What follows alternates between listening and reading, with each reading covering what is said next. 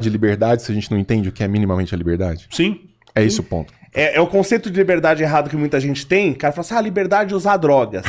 Aí você vê, você passa lá na Crocalândia, o cara tá lá parecendo um zumbi, olha, ele tá livre. Tá lá, ele livre, usando drogas, né? Então, uma coisa que eu queria a sua opinião sobre esse conceito. Eu tenho lido mais a Bíblia ultimamente, eu tava falando com um amigo meu muito religioso, e falei, qual que é a versão... Porque você tem um monte de versões da Bíblia. Sim. Falei, qual que é a versão mais próxima do original? Aí ele falou, essa versão aqui. Aí eu fui ler e tal, não sei, eu falei, caraca, mano, eu tenho graduação, especialização, mestrado, doutorado, eu não entendo esse negócio aqui. Eu falo, não, tem umas coisas que você não entende, se você não já conhecer a história, você não entende o que tá escrito no negócio. Aí você pega umas outras versões que são muito mais simples. E eu vejo muitos pastores, isso principalmente no Rio de Janeiro eu via muitos pastores que o cara ele é quase que analfabeto. E ele é um pastor, né? Qual que é a influência disso, por exemplo, na disseminação dessa cultura cristã no Brasil? De pessoas que não têm condição de entender e estão ensinando uma coisa que ele não tem condição de entender. Na verdade você tem, cara, algumas pesquisas que são muito impactantes com relação não só aos católicos, mas especialmente a um certo braço do protestantismo, do grau de analfabetismo que existe acompanhando todas essas manifestações, né, religiosas. E aí você pode ver que os pastores em geral, eles trabalham sempre no contexto de que na filosofia a gente chama de um contexto analítico. Eles nunca pegam um contexto geral para fazer um determinado discurso. Eles pegam um trechinho e esse trechinho vira uma fala de 15 horas, né? E um trecho que pode ser completamente fora de contexto, ele não quis dizer exatamente aquilo. Então, é muito fácil conduzir essa massa para onde você bem entender, quando ela está disposta a abraçar o primeiro tronco que passa boiando diante dela, e o que é mais triste, e aí eu me compadeço, realmente, eu acho isso muito triste, é que essa pessoa, mesmo que se ela quisesse fazer um esforço de compreensão, ela não tem os instrumentos necessários. Então, cria um sujeito que ele está sangrando o tempo inteiro em tanque de tubarão, consumido por uma vida desgraçada, por uma vida trágica, abraçado a uma mensagem completamente manipulada, cuja razão de ser histórica ele não é capaz de compreender. Então, por exemplo, você pega a história... Mas como que esse cara convence? Porque ele tem seguidores. Esse cara, ele tem seguidores. Esse cara que é analfabeto, ele tá falando sobre a Bíblia, ele tem muitas vezes muitos seguidores. Sim. Entendeu? Sim. Seria puramente pelo carisma. Não, o carisma, claro que ele tem um fator, ele é um fator extraordinário, mas no momento em que você abriu mão da sua capacidade racional de analisar as coisas, ou seja, de fazer pergunta cética. O que eu quero dizer com isso? Nós todos somos racionais, nós todos temos essa potencialidade do uso da razão, mas o uso da razão ele tem que ser acionado, e o que eu acho mais legal é que os estudos mais modernos de psicologia vão exatamente nesse sentido. Nós reagimos de forma muito animalesca, por inclinação, por paixões, por emoções, porque isso, do ponto de vista do cálculo mental, é mais barato.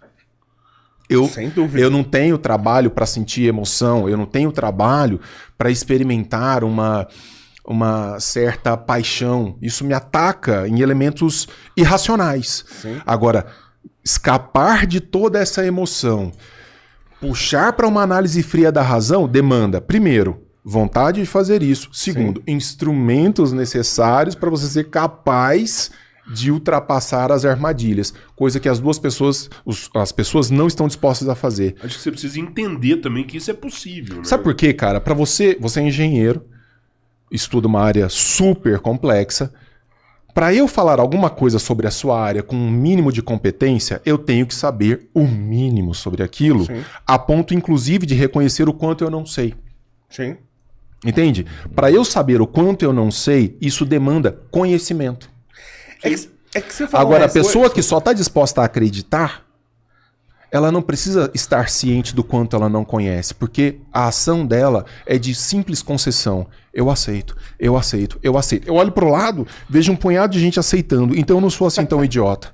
Mas eu ia Tem um falar grupo que referenda essa posição. Eu ia falar isso e não famoso falei. efeito manada. Mas Claro, agora eu vou colocar Você faz isso. coisas que no dia a dia você não faria. Se tiver num grupo quebrando a rua, de repente você se vê quebrando a rua, não Quando é isso? você fala que o político daqui, ele não vai fazer nada além de 4 anos porque ele quer se manter lá, eu entendo isso.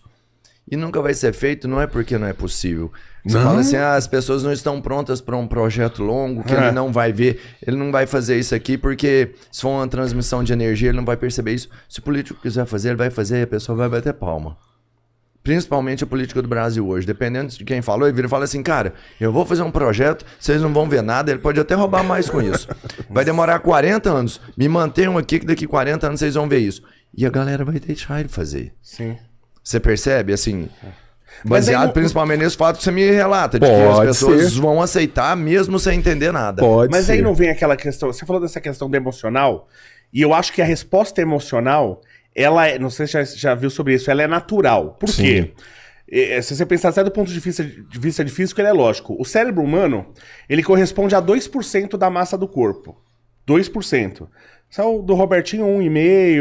Robertinho tá muito. Você tá meu amigo, mano. Achei que você ia dar zero. Começou o podcast fazendo uma declaração de amor. Agora tinha que fazer. Você viu que eu jogou 1,5 aqui. Poderia ser 0. Mas o 1,5 tá bom. O 1,5 tá bom. Poderia ser menos 1. Então você pega o cérebro humano, ele corresponde a 2% da massa do corpo humano.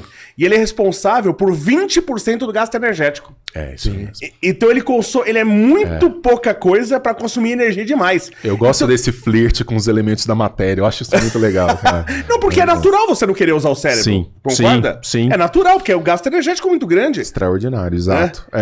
Que você não queira fazer. Mas eu tenho aí, agora, você deu a Será que a explicação gente consegue física. emagrecer usando nosso cérebro? Muito, viu? Você sabe que Muito, velho. A leitura, o estudo, a pesquisa, isso emagrece. Por que será que a gente tá gordinho? Então, não? isso também... Não, e essa por que eu sou filosofia magro? Será que nosso cérebro tá... Pergunta, não é porque que vocês são gordos, é porque eu sou magro. É porque assim, você não tem que ver o que tá queimando, mas o que tá entrando. De repente tá. Não, você tinha que ver o prato dele hoje lá no restaurante. Tem que fazer esse cálculo aí do que tá entrando. Cara, mas a explicação filosófica eu acho também interessante, que é a explicação racional, ela frequentemente é menos interessante ao homem vulgar. Aí eu concordo, mas entende? ela é mais interessante. Porque assim, não, Mas ela em ela si, é muito mais interessante. Mas o que é melhor, pensando no espectro do sujeito apedeuta, do sujeito ignorante? Acreditar que existem duendes no jardim, ou falar assim, no jardim você só vai encontrar formigas, borboletas, alguma mosca, alguma coisa assim. Pô, duende é muito mais legal. Você pode ver... Outro dia tem um menino aqui de Araguari, o Ronaldo Lemos, que é um baita especialista em tecnologia, que estava falando até isso, o poder de repercussão da notícia falsa, quanto mais escandalosa e irracional ela é, mais ela alcança espaços. Sabe onde está escrito isso? Exatamente isso? No Mein Kampf do Hitler. Não, e, então ele máquina mais de propaganda do Hitler... ele falava mais ou menos assim, resumindo, se for pra mentir, não minta pouco. Era mais ou menos isso que ele falava. Se for pra mentir, você tem que mentir pra caramba. Alto. Que o cara vai falar assim, não, isso não é possível, que isso não é verdade. Você entendeu? Então está escrito exatamente isso no Mein Kampf. Já a pergunta cética é uma pergunta assim, quando tá todo mundo fazendo festa, soltando foguete, você fala assim, por que vocês estão comemorando? Isso é anticlímax. Sim. O cara racional, ele é anticlímax. Ele é ele claro que ele experimenta emoções, mas ele controla as emoções a partir de um filtro de racionalidade. E a pergunta racional, ela é muito... Por isso que o crente, e aí eu tô falando do crente político, o crente religioso, o crente artístico, o crente, você pode desfazer na frente dele o objeto de fé. Ele não vai deixar de acreditar. Por quê? Porque ele depende do ato de acreditar e não do objeto de crença. Mas isso é humano. Sim! Porque eu vi uma estatueta de uma deusa que foi encontrada que ela tem 35 mil anos. Ou seja, o cara, 35 mil anos atrás, ele já acreditava 35 mil anos atrás. Ele já acreditava em algum deus. Então isso não é... o Deus... Aí eu vou arrumar uma briga desgraçada, mas vamos lá. Ele não é um preenchedor de lacuna?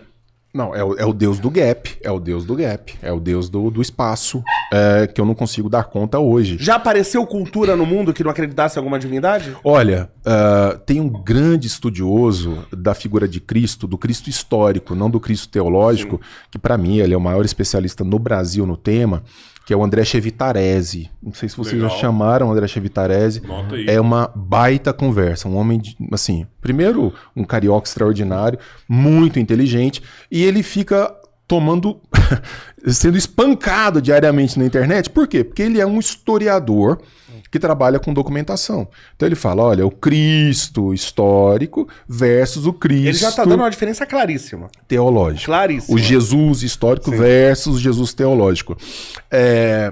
Então é um assunto que sempre chama muita atenção. De acordo com ele, você já viu, Jesus foi casado ou não? Não, olha, as informações históricas que nós temos sobre o Jesus Sim. são, primeiro, bastante lacunares. E, segundo, Jesus, muito provavelmente, quando você olha o contexto histórico no qual ele estava, muito provavelmente era um monoglota, era um cara que não tinha acesso a outras línguas. Mas ele viveu no Egito. Né? Então, mas aí você já tem que fazer, aí você já avança com conjunturas que a documentação não necessariamente comprova. Ah, tá. Então, assim, do ponto de vista da documentação histórica que nós temos hoje à disposição, muito provavelmente analfabeto no sentido de não dominar exatamente a arte da escrita. E por isso da talvez não compreensão. teriam os escritos do próprio Jesus. Um revolucionário, sim, um revolucionário que atuou contra o Império Romano, mas as outras coisas aí já começa a entrar num limbo de construção posterior do que nós gostaríamos de dizer sobre esse Jesus, né? Então, quer dizer, mas as pessoas não conseguem separar isso. Mas eu não sei porque exatamente eu citei o André, mas fica a referência. Mas a gente está falando do Deus do gap, né? Quer dizer, quando eu não consigo explicar uma coisa, eu não deixo sem explicação. O ser humano é assim. Sim. Você como engenheiro sabe, assim, cara, o mundo lá fora funciona dessa maneira. Eu dormi de um jeito, acordei de uma maneira que não era para eu acordar, e se eu busco no meu repertório intelectual, eu não consigo explicar aquilo, eu imediatamente atribuo isso a um elemento místico, religioso, mítico, seja lá o que for, mágico. Eu entro no mundo da mágica. Se você olha historicamente, pelo amor de Deus, estou diante desse cara, o que nos últimos anos nós deciframos de realidade que saiu do mundo do mágico, do místico, Sim. para o mundo da compreensão racional. Então, num ato de humildade, o sujeito deveria olhar para o mundo e dizer assim, tá, tem alguma coisa que eu não consigo explicar, mas não necessariamente isso é filho do sobrenatural. Né? O sobrenatural só se eu entendo como aquilo que eu ainda não consegui explicar. Mas há de se compreender que, em algum momento, isso pode vir a ser explicado como coisa banal, inclusive. Sim. E aí eu vou entrar no mesmo que eu falei pra você do metafísica, né? Falando, naturalmente, sobrenatural não existe. Porque se existe